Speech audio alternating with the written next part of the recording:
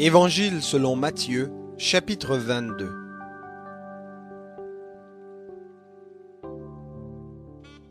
Jésus leur parla de nouveau en parabole, et il dit : Le royaume des cieux est semblable à un roi qui fit des noces pour son fils. Il envoya ses serviteurs pour appeler ceux qui étaient invités aux noces, mais ils ne voulurent pas venir. Il envoya encore d'autres serviteurs en disant : Dites aux invités, j'ai préparé mon festin. Mes bœufs et mes bêtes grasses sont tués. Tout est prêt. Venez aux noces. Mais négligeant l'invitation, ils s'en allèrent. Celui-ci à son champ, celui-là à son commerce. Et les autres se saisirent des serviteurs, les outragèrent et les tuèrent. Le roi fut irrité. Il envoya son armée, fit périr ses meurtriers et brûla leur ville. Alors il dit à ses serviteurs : Les noces sont prêtes, mais les invités n'en étaient pas dignes. Allez donc au carrefour et invitez aux noces tous ceux que vous trouverez. Ses serviteurs s'en allèrent par les chemins, rassemblèrent tous ceux qu'ils trouvèrent, méchants et bons, et la salle des noces fut remplie de convives. Le roi entra pour voir les convives, et il aperçut là un homme qui n'avait pas revêtu un habit de noces. Il lui dit : Mon ami, comment es-tu entré ici sans avoir un habit de noces ?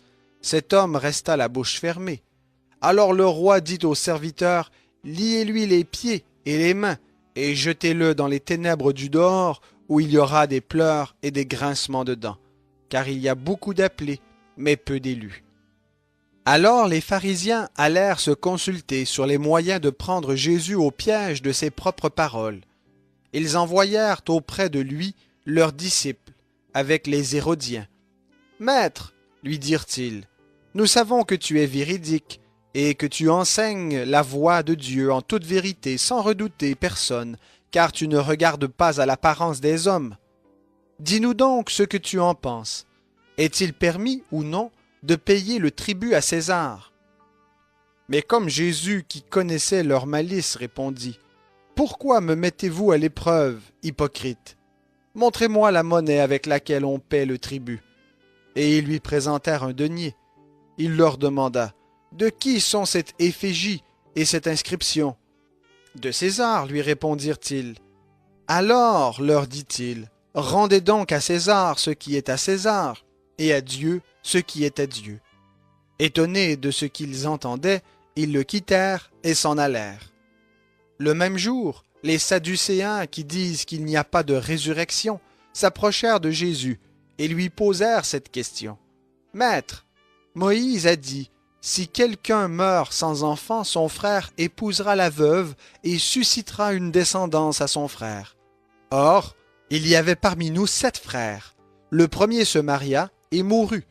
Et comme il n'avait pas d'enfant, il laissa sa femme à son frère.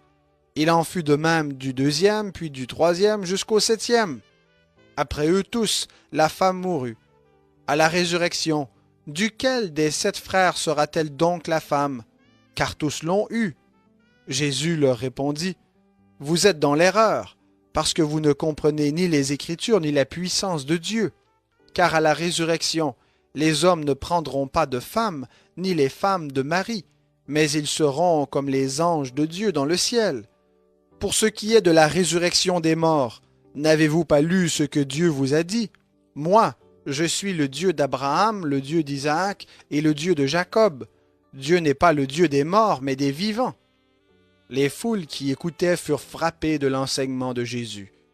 Les pharisiens apprirent qu'il avait réduit au silence les Sadducéens. Ils se rassemblèrent, et l'un d'eux, docteur de la loi, lui posa cette question pour le mettre à l'épreuve. « Maître, quel est le grand commandement de la loi ? » Jésus lui répondit : « Tu aimeras le Seigneur, ton Dieu, de tout ton cœur, de toute ton âme et de toute ta pensée. C'est le premier et le grand commandement. Et voici le second qui lui est semblable. Tu aimeras ton prochain comme toi-même.